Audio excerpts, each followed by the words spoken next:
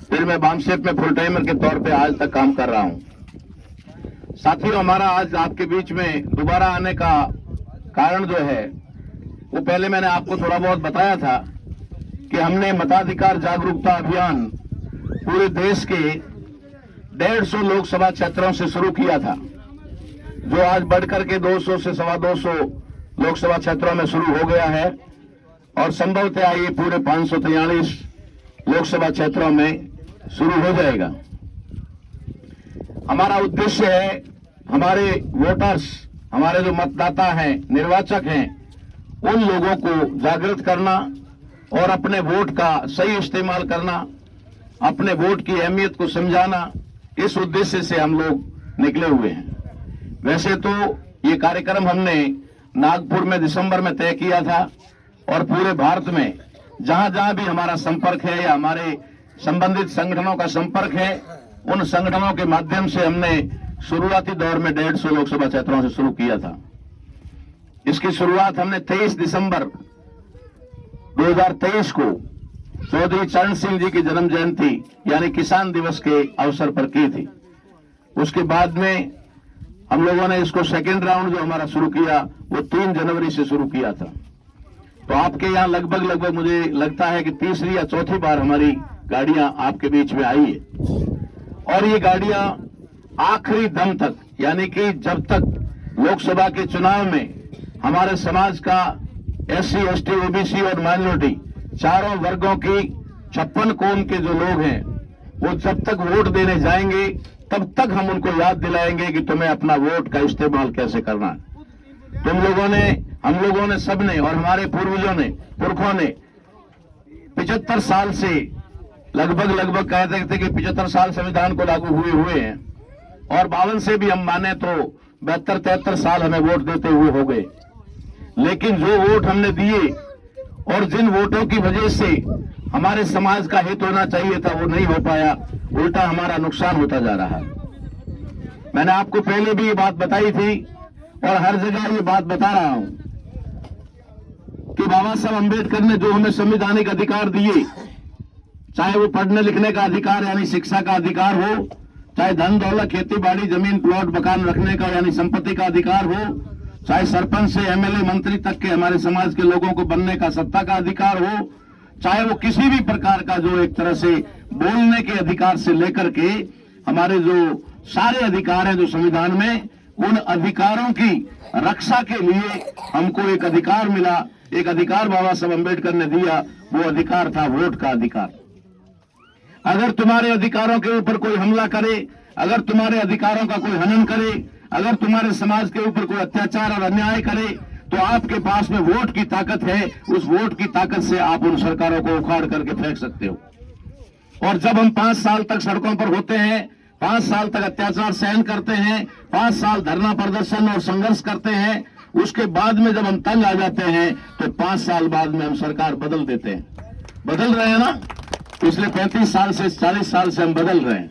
कांग्रेस को बदल के बीजेपी को लाते हैं, बीजेपी को बदल के कांग्रेस को लाते हैं, है ना। जब ये गाल जब शून्य हो जाता है, ज्यादा लगती है, तो ये गाल आगे कर देते हैं। इसके अलावा हम कुछ नहीं कर रहे हैं।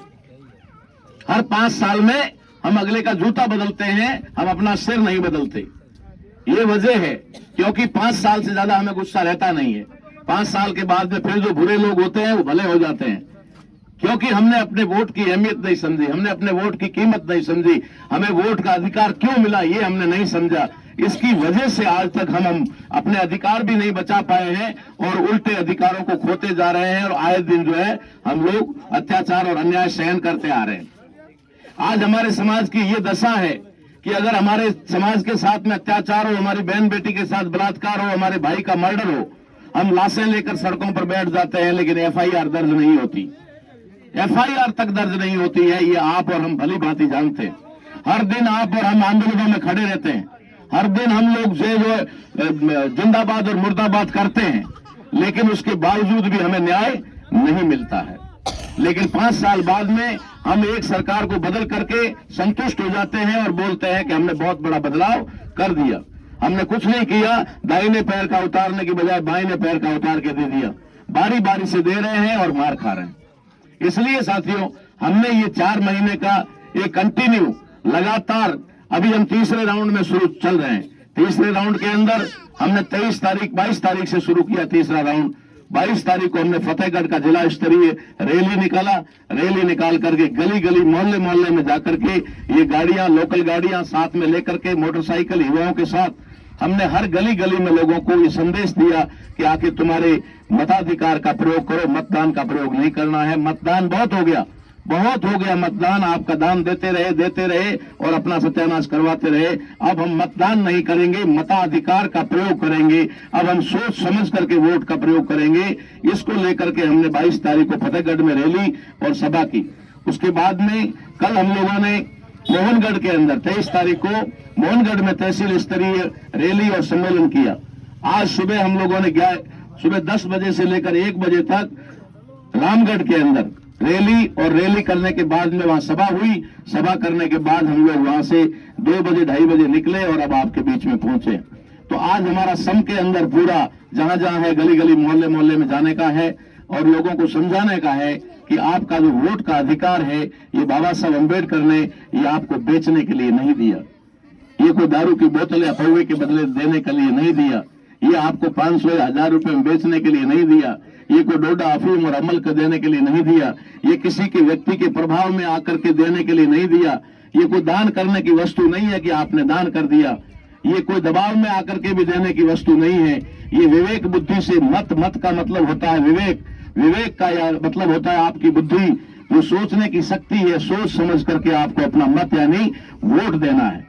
लेकिन ये जानकारी नहीं होने की वजह से हमारे वोट जो है पूरे के पूरे डाइवर्ट हो जाते हैं। तो ये जो घटना मैंने आपको बताई है ये पिछले 75 साल की घटना है, जिसमें कभी उन्होंने बहला फुसला के लिया, कभी धमका करके लिया, कभी लालच दे के लिया, कभी हमारे समाज के अंदर दलाल टाइप के लोग पैदा करके उनको गाड़ियों में बिठा करके उनको ठेका दे करके उनको 50,000 लाख 2 लाख रुपया दे करके कहा कि तुम अपने समाज के वोटों को हमारे शरणों में डाल दो, और उन्होंने डाला। ऐसे हमारा खेल चलता रहा। लेकिन आज की तारीख में आप जैसे युवा समाज के अंदर जागरूक हो गए। उन्होंने कहा ना तो हम ईमान बेचेंगे, ना पाविये के बदले देंगे, ना डोडा अमल हम लेंगे, और ना ही पैसे के वोट बदले पर वोट बेचेंगे। हम अपना वोट जो है सोच समझ कर देंगे। ऐसा जब हमारे लोगों ने सोचना शुरू किया तो हमारे वोट को लेने के लिए उन्होंने ईवीएम मशीन का प्रयोग शुरू किया। ईवीएम मशीन के माध्यम से अब आपका वोट हमसे चोरी कर रहे हैं। हमारा वोट हमसे चोरी हो रहा है। हम वोट किसी और को दे रहे हैं, वोट किसी और को जा रहा है। इसलिए आप लोगों को सावधान और सतर्क करने के लिए ये रैली निकाली गई है, ये यात्रा निकाली गई है। कुछ लोगों की बात ये भी है, तो ये भी कोई गलत नहीं है कि भाई इलेक्शन लड़ना, अरे वोट का अधिकार बाबा साहब अम्बेडकर ने शासक बनाने के लिए, राजा बनाने के लिए नहीं, राजा बनने के लिए भी दिया। राजा बनने का भी ये अधिकार है। हम लोगों को ऐसा नहीं है कि वोट का अधिकार मिला तो हम राजा बनाते ही जाएं। हम भी कभी चाहें कि हमारे समाज में भी राजा बने। हमारे समाज में राजा बनाने के लिए बाबा साहब अम्बेडकर ने हमारे समाज के लोगों के लिए आरक्षित सीटें करवाई, रिजर्व सीटें करवाई। लेकिन रिजर्व सीटों पर क्या हाल होता है? रिजर्व सीटों के ऊपर हमारे उन लोगों को जो सक्षम होते हैं, जो लायक होते हैं, जो जानकार होते हैं, जो समाज हित में काम करना चाहते हैं, उनको टिकट नहीं मिलता। इस द्विदलीय संसदीय प्रणाली में के अंदर कांग्रेस और बीजेपी ऐसे लोगों को ढूंढती है जो उनके नियंत्रण में रहे, उनके कब्जे में रहे, उनके आदेश में चले, समाज के अधिकारों की बात ना करे। ऐसे लोगों की, जैसा कि हम लोग एग्जाम्पल के तौर पे देख रहे हैं, पिछले 5-10 साल से हमारे समाज के ऊपर अत्याचारों का अंबार आ गया। हमारी बहन बेटियों को जरेआम जलाया जा रहा।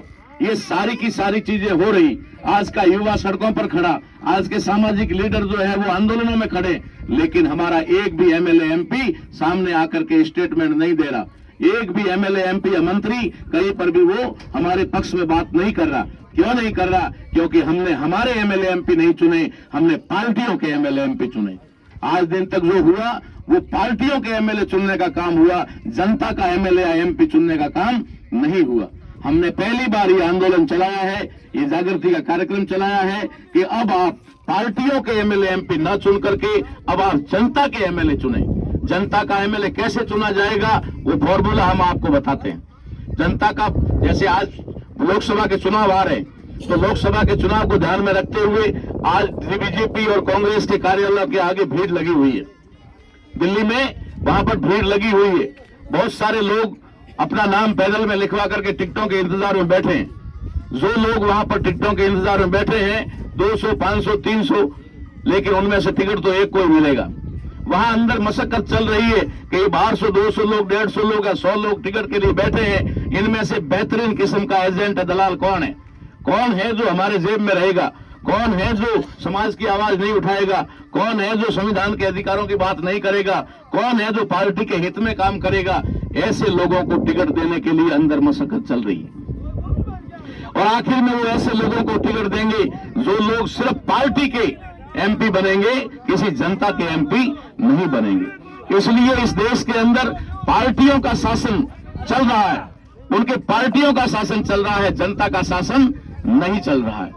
जनता का शासन ना होने की वजह से जनता दुखी है।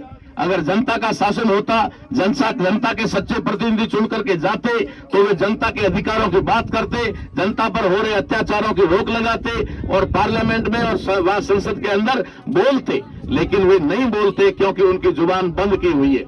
आप लोगों की जानकारी के लिए बता दूं कि जब कांग्रेस और बीजेपी वाले टिकट देते हैं तो हम लोग समझते हैं कि एक टिकट या एक कागज पकड़ाते हैं कि जाओ चुनाव लड़ो। आप लोगों को दूसरा टिकट दिखाई नहीं देता। 2 टिकट देते हैं, वो 2 टिकट देते हैं, लेकिन हमें एक टिकट दिखाई देता है, दूसरा टिकट हमें दिखाई नहीं देता। पहला टिकट क्या है? उन्होंने टिकट दिया कि ये चुनाव लड़ने के लिए आप एमपी का कांग्रेस का सिंबल आपको देते हैं, एक टिकट। दूसरा टिकट वो उनके मुंह पर चिपकाते हैं। दूसरा टिकट उनके मुंह पे चिपकाया जाता है कि बोलोगे नहीं। ये 2 टिकट है, ये 2 टिकट है, आप समझ लो।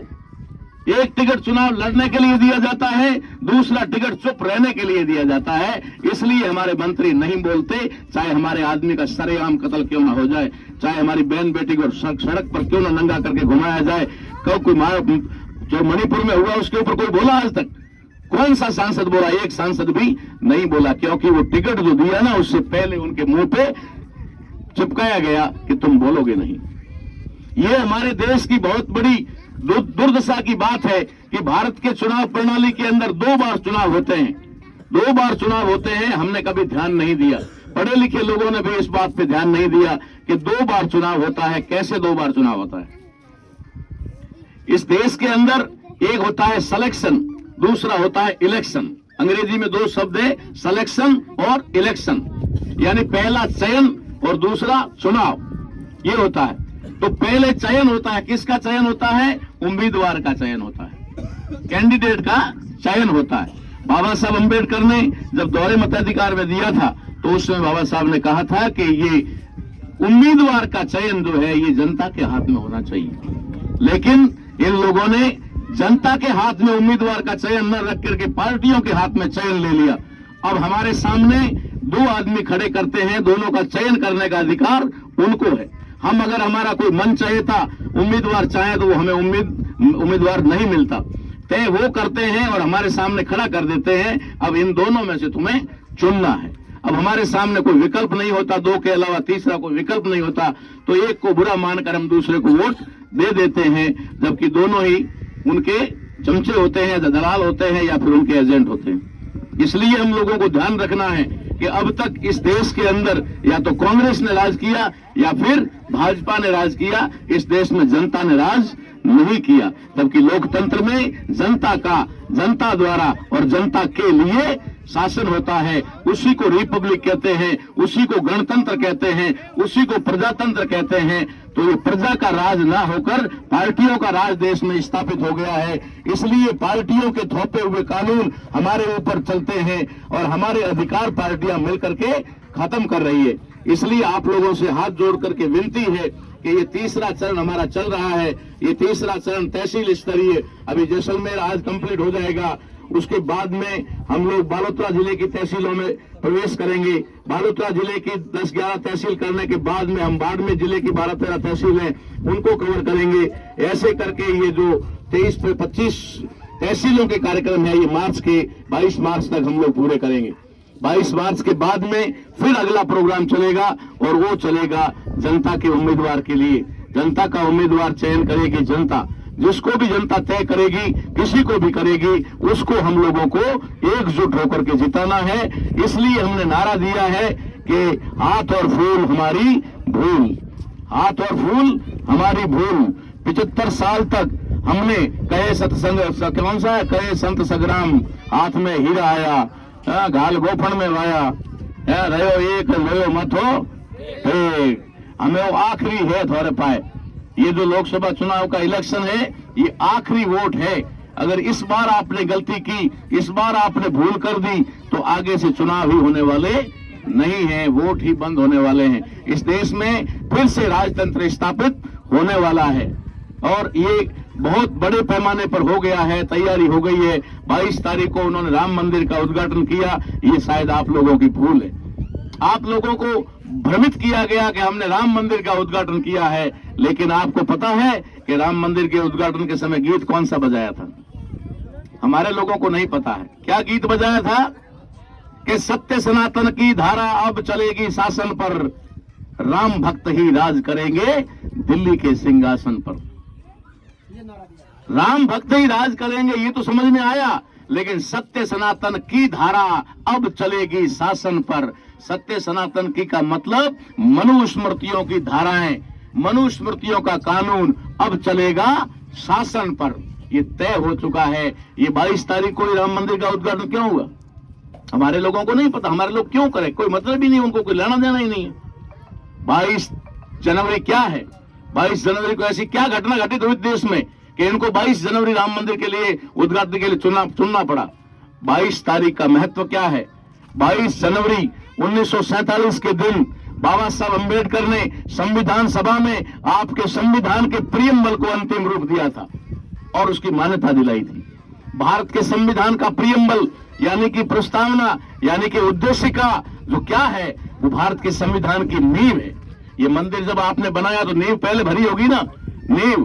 तो ये जो नींव है, ये भारत के संविधान की प्रियम्बल है। और प्रियम्बल 22 जनवरी 1947 को इस देश के संविधान सभा में पास हुआ था। इसलिए उन्होंने 22 जनवरी चुना और कहा कि अब सत्य सनातन की धारा चलेगी शासन पर।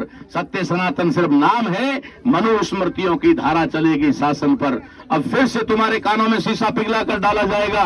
ताराराम मेहना जैसा व्यक्ति भाषण देने के लिए अगर माइक लेके खड़ा होगा, जुबान काट दी जाएगी, फिर से आपको जेलों में डाला जाएगा, फिर से आपको अपने घृणित कार्य करने के लिए मजबूर किया जाएगा। नाई को बाल काटने की शिक्षा नई शिक्षा नीति में आ गई है।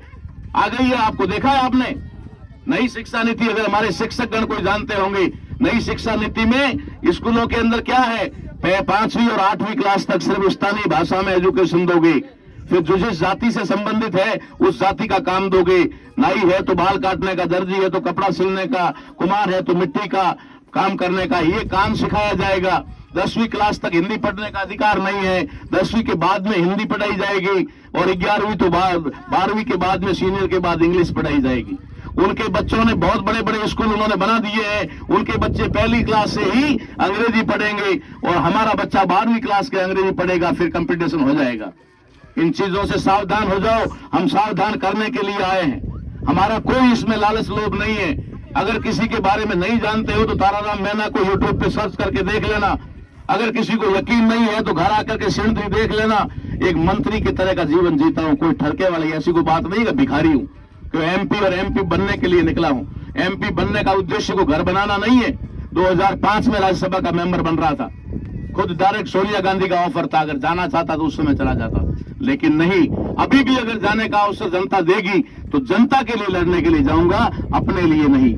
इसलिए कोई बात नहीं है चुनाव की। अभी तो बहुत बड़ा हमारे सामने बहुत बड़ी विडंबना पड़ी है, बहुत बड़ा समंदर पड़ा है। अगर हम लोग इलेक्शन की बात करें, हम लोग कहें कि हम हमारे में से किसी को खड़ा करके चुनाव लड़वा देंगे, अरे ईवीएम मशीन है तो फिर चुनाव लड़कर क्या करोगे? ईवीएम मशीन है तो चुनाव लड़कर क्या करोगे? इसलिए सबसे पहले तो हमें ईवीएम हटानी होगी। आप युवाओं को, इन बच्चों को, सबको ये ध्यान रखना होगा, माताओं बहनों तक ये संदेश देना होगा कि अगर ईवीएम मशीन से वोट होता है तो हमें वोट का बहिष्कार करना होगा, वोट नहीं देना होगा, पोलिंग पार्टियों को वापस भेजना होगा उसके लिए। क्योंकि अगर ईवीएम मशीन से वोट हो गया तो फिर आप लोगों ने आत्मसमर्पण कर दिया, आपने अपनी गुलामी को स्वीकार कर दिया, आपने अपने बच्चों को भरने के लिए, छोड़ने के लिए तैयारी कर दी, तो फिर कोई मतलब है नहीं। अगर आपका स्वाभिमान जिंदा है, अगर आप चाहते हैं कि हमारे ये छोटे छोटे बच्चे भी हमारी तरह शान शौकत और इज्जत से जिंदगी जिए, तो हम लोगों को ईवीएम का विरोध करना होगा, क्योंकि ईवीएम का विरोध होगा तभी उनकी 370 की बजाय और 400 पार के सपने रुक जाएंगे और 70 तक मामला अटक जाएगा। अगर वो होगा तो निश्चित तौर पे आज की तारीख में दोनों ही पार्टियों से बहुत सारे लोग परेशान हैं। या तो हमारी क्षेत्रीय पार्टियां SC ST OBC और माइनॉरिटी की पार्टियों के नेता चुने जाएंगे, या फिर निर्दलीय नेता चुने जाएंगे, वो पार्लियामेंट में जाएंगे तो हमारे हक और अधिकार की बात करेंगे। इसलिए साथियों, आपसे आखिरी बार ये विनती करने के लिए आए हैं। अगली बार तभी आएंगे जब आपका संदेश आएगा, आप कहेंगे कि हमें आपकी जरूरत है, तभी आएंगे, वरना ये आखिरी दौरा है हमारा, उसके बाद में हम लोग इधर नहीं आएंगे। अगर आप लोगों का होगा कि बिल्कुल हम ये ईवीएम मशीन को रोकने के लिए तैयार हैं और आप हमारे पास साथ में आइए, आप हमारे पास आइए, तब हम आएंगे। इसलिए लंबा चौड़ा क्षेत्र पड़ा है 3 जिलों का, एशिया का 2 नंबर का लोकसभा क्षेत्र है। इतने बड़े क्षेत्र में 4 राउंड कर लेना कोई मामूली सा खेल नहीं है, बच्चों का खेल नहीं है। हम हर दिन कैसे चलते हैं, आज बिना नहाए धोए हम लोग निकल गए, क्योंकि हमको मालूम था कि एक दिन में 2 प्रोग्राम करने हैं। इसलिए साथियों, आप लोगों से विनती है, आप युवा हैं, आप लोगों के हाथ में देश का भविष्य है, आप लोगों के हाथ में अपना भविष्य है, आप चाहें तो कुछ भी कर सकते हैं। मैं आपको एक उदाहरण देकर के अपनी बात समाप्त करता हूं। जापान का नाम आपने सुना होगा, और जापान का अगर नाम सुना है तो वो घटना भी सुनी होगी जो हिरोशिमा नागासाकी का हुआ था, वो भी आपको पता ही होगा। जब अमेरिका ने परमाणु हमला किया था तो लगभग जापान को पूरी तरह से नष्ट मान लिया था, उन्होंने खत्म कर दिया था। उसके बाद में कुछ युवा, आप लोग जो जैसे आज खड़े होकर के सुन रहे हो, ऐसे ही कुछ लोगों ने बैठ करके दीवारों पे, पत्थरों पे बैठ के सोचना शुरू किया कि आखिर हमारे देश का क्या होगा। इतनी बड़ी शक्ति से हम लड़ नहीं सकते, इतनी बड़ी शक्ति से हम बदला ले नहीं सकते, तो आखिर हम क्या करें। तो उसमें से एक युवा था, जागरूक युवा, उसने कहा कि हम बदला भी ले सकते हैं और हम विश्व की सबसे बड़ी शक्ति भी बन सकते हैं, लेकिन मेरी कुछ 8-10 बातों पे अमल करना होगा। तो उन लोगों ने कहा कि क्या इतना बड़ा परिवर्तन हम कर सकते हैं? तो उन्होंने कहा बिल्कुल कर सकते हैं, आप मेरी बातें सुनो। तो उसने पहली बार वो 10 बातें बताई। उसमें पहली बात थी कि हमारे देश के अंदर कोई भी बालक अनपढ़ नहीं रहेगा, किसी भी कारणवश अनपढ़ नहीं रहेगा। उसके माँ बाप अगर पढ़ाने में सक्षम नहीं है तो समाज पढ़ाएगा, पड़ोसी पढ़ाएगा, बस्ती के लोग इकट्ठे होकर पढ़ाएंगे, लेकिन अनपढ़ कोई नहीं रहेगा। दूसरे नंबर की शर्त उसने रखी कि हमारे देश के अंदर कोई बेरोजगार नहीं रहेगा। हर व्यक्ति, अगर पैर टूटे हुए तो हाथों से काम करेगा, हाथ और पैर दोनों नहीं है तो दिमाग से काम करेगा, लेकिन काम करेगा। कोई भी निकम्मा बैठ करके नहीं खाएगा। तीसरी शर्त उन्होंने रखी कि हमारे यहां पर कोई भीख देने वाला नहीं होगा, और चौथी बात कही, कोई भीख मांगने वाला नहीं होगा, क्योंकि भीख देने वाले ही भिखारी पैदा करते हैं। भीख देने वाला भी नहीं होगा और भीख लेने वाला भी ऑटोमेटिक नहीं होगा। उसके बाद उन्होंने शर्त रखी कि हमारे देश के अंदर कोई मंदिर नहीं होगा, क्योंकि मंदिरों के अंदर भी बहुत बड़े पैमाने पर समय की बर्बादी होती है। तो उन्होंने कहा कोई मंदिर नहीं होगा, कोई मस्जिद नहीं होगी, कोई गिरजाघर नहीं होगा, किसी भी प्रकार का गुरुद्वारा या कोई भी नहीं होगा, बौद्ध मठ भी नहीं होगा। जिसको भी प्रेयर करनी है वो जहां रहता है वो 5 मिनट में प्रेयर कर लेगा और उसके बाद काम पर जाएगा, घर में है तो भी काम करेगा। तीसरी शर्त, 6ठी 7वीं शर्त उन्होंने ये रखी कि हमारे यहाँ कोई कथावाचक नहीं होगा, क्योंकि कथावाचक समाज को लूटते हैं, करोड़ों अरबों रुपए उनसे लूटते हैं। समाज के लोग कमा कमा करके उनको देते हैं और फिर कथाएं सुनने के अंदर अपना समय बर्बाद करते हैं, काम नहीं करते हैं। देश का विकास काम से होता है, काम रुक गया, देश का विकास रुक गया। उन्होंने कहा कोई कथावाचक नहीं होगा और कोई कथा सुनने नहीं जाएगा।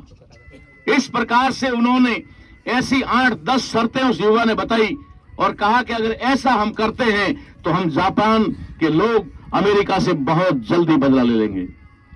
उसी दिन युवाओं ने फैसला किया और चेन सिस्टम से उस बात को फैलाना शुरू किया, एक से आगे, एक से आगे, एक से आगे, एक से आगे, और बहुत ही कम समय में पूरा जापान कितना देश है, वहां के हर व्यक्ति को उन्होंने जागरूक कर दिया और हर व्यक्ति ने उस बात को स्वीकार कर लिया। जब इस बात को स्वीकार कर लिया तो उन्होंने कहा कि ठीक है, अब हम बदलाव चाहेंगे, और उन्होंने बच्चों को पढ़ाना शुरू कर दिया। पढ़ने के बाद उनको जैसी उसकी बुद्धि वैसा काम, जैसी योग्यता वैसा काम, लेकिन बेकार नहीं, कोई भी बेकार नहीं बैठेगा। उन्होंने विकास शुरू किया। एक समय ऐसा आया कि इस भारत ही नहीं, पूरी दुनिया के लोग बाजार में जाकर पूछने लगे कि ये माइक जापान का है क्या, ये रेडियो जापान का है क्या, ये घड़ी जापान की है क्या, ये साइकिल जापान का है क्या, ये मशीन, कपड़े सिलने का मशीन तक कि ये जापान का है क्या। जापान के अलावा मार्केट में डिमांड ही खत्म हो गई। जो भी मांग रहा है जापान मांग रहा है। जापान शिरोमणि पे चला गया। जापान अर्थ के मामले में सबसे टॉप शक्ति बन गया। और उधर इराक का, ईरान का और जो सद्दाम हुसैन का युद्ध जो है अमेरिका के साथ शुरू हो गया। उस युद्ध के अंदर आपको उसकी लंबी कहानी नहीं सुनाऊंगा। सद्दाम हुसैन ने कितना उनको पछाड़ा ये किसी को पता नहीं है। सद्दाम हुसैन ने अपने कम से कम 30 से ज्यादा अपने डुप्लीकेट मरवाए। उसी सजा में तो उसको फांसी हुई। उसके लिए तो फांसी हुई कि उसने अपने डुप्लीकेट मरवाए। वो डुप्लीकेट बनाकर गाड़ी में बिठाकर गाड़ी में घुमाता था और खुद बंदूक लेकर के सेना में आगे लड़ता था। सद्दाम हुसैन गाड़ी में बम धमाका होता था, सद्दाम को मार दिया। थोड़ी देर बाद सद्दाम वहां से माइक लेके बोलता था मैं जिंदा हूं। सद्दाम ने अमेरिका को इतना कमजोर कर दिया कि अमेरिका आर्थिक रूप से कमजोर हो गया और पैसे की भीख मांगने लगा। उस समय कहा कि हमें पैसा चाहिए, हमें देगा कौन। अमेरिका को पैसे की कर्जे की आवश्यकता हुई तो अमेरिका को पता चला कि पैसा तो सिर्फ जापान के पास है और किसी के पास में नहीं है। तब तक 20, 25, 30 साल गुजर चुके थे और वहां के लोग भी भूल गए थे कि हमने जापान के साथ क्या किया था। उन्होंने जापान को लेटर लिखा और लिख करके कहा कि हमें कर्जा चाहिए। जापान के उन्हीं युवाओं ने जो उस समय थोड़ा 55-60 साल के हो गए थे, उन्होंने कहा कि वेलकम, आ जाओ, बहुत अच्छा, हम तो आपको कर्जा देने के लिए तैयार बैठे। अमेरिका जब कर्जा लेने के लिए गया, उन्होंने मांगा, उससे थोड़ा ज्यादा दिया, ज्यादा देकर अमेरिका को वापस लौटाया। अमेरिका के प्रतिनिधि कर्जा या कर्जे के कागजात लेकर वापस लौटे। उसके साथ साथ एक चिट्ठी पहुंची और उसमें लिखा हुआ था कि जापान ने अपना बदला ले लिया। जिस शक्ति ने जापान को खत्म कर दिया था, उस शक्ति को जापान ने घुटनों के बल टिका दिया और कर्जा दे दिया। इससे बड़ा बदला क्या हो सकता है? क्योंकि वो जानते थे कि संख्या के आधार पे हम लोग इनको परास्त नहीं कर सकते, तो बंदूकों के सहारे हम उसको नहीं कर सकते। तो जापान के उन लोगों ने ऐसा प्लान बना करके जापान को दुनिया का नंबर 1 देश बना दिया। उसके बाद की घटना बताता हूं। आज से 20-25 साल पहले दुनिया में एक देश था जो सबसे ज्यादा भूखमरी कगार पर था, सबसे ज्यादा आबादी में सबसे ज्यादा था। बताओ नाम कौन सा देश है? चीन की हालात आज से 20-25 साल पहले क्या थी? भूखमरी थी। आदमी को मारकर खाने के लिए मजबूर हो गया था। इतनी आबादी विस्फोट हो गया था, उसकी वजह से बहुत बड़ा जापान संकट में आ गया था। चाइना संकट में आ गया था। तो उस समय भी चाइना के कुछ युवाओं ने बैठ करके सोचा और प्लान किया कि क्या अब जापान जितना छोटा सा देश, जहां मैन पावर नहीं है, लोगों की आबादी नहीं है, वो भी अमेरिका से बदला ले सकता है। और हमारे पास तो मैन पावर की कोई कमी नहीं है। इतना मैन पावर हमारे पास पड़ा, इतने हाथ हमारे पास हैं कि हम दुनिया को झुका सकते हैं। और हम भिखारी और भिखमंगे क्यों हो रहे हैं? हम गरीबी में सबसे नीचे क्यों जा रहे हैं? हम भूखमरी में क्यों जा रहे हैं? ऐसा उन युवाओं ने सोचा और उन युवाओं ने भी वो शपथ ली कि अब हमारे देश में कोई अनपढ़ नहीं रहेगा और दूसरा कोई भी बेरोजगार नहीं रहेगा, तीसरा कोई कथावाचक नहीं होगा, कथा करने वाला, सुनने वाला मंदिर मस्जिद ये नहीं होगा फालतू का समय, और कोई भी आदमी निकम्मा नहीं बैठेगा। बिना वजह अगर कोई आदमी घर में है तो उसे गोली से शूट कर दो, बिना मतलब। चाइना ने कानून बनाया। चाइना को आज डिक्टेटरशिप कहते हैं, चाइना को कहते हैं कि वहां डिक्टेटरशिप हो गई है या फिर राजतंत्र हो गया, लेकिन उन्होंने किया, अपने देश को बचाने के लिए किया। और उन्होंने ये सारा प्लान करने के साथ साथ आबादी पे कंट्रोल करने के लिए उन्होंने कहा जो भी युवा और युवती शादी करेगा, शादी करने के बाद में उनको वहां की करेंसी में एक फिक्स किया गया 5 लाख रुपया उदाहरण के तौर पे उनको दिया जाएगा काम धंधे के लिए। अपने घर में बैठ करके काम करो। जैसे ये माइक है, मोबाइल है, जिसके अंदर लगने वाले पुर्जे हैं, वो एक एक घर में तैयार होते हैं चाइना के अंदर। एक एक घर में तैयार होते हैं, फिर एक जगह जाकर के फैक्ट्री में असेंबल होते हैं, असेंबल होकर के फिर मोबाइल, रेडियो, ये सारी चीजें आपके पास चाइना की आ रही है। जो चाइना दुनिया पर आज कब्जा करके बैठा है, हर आदमी की जेब में चाइना बोलता है, हर आदमी के घर में चाइना बोलता है, ये तय उन लोगों ने किया।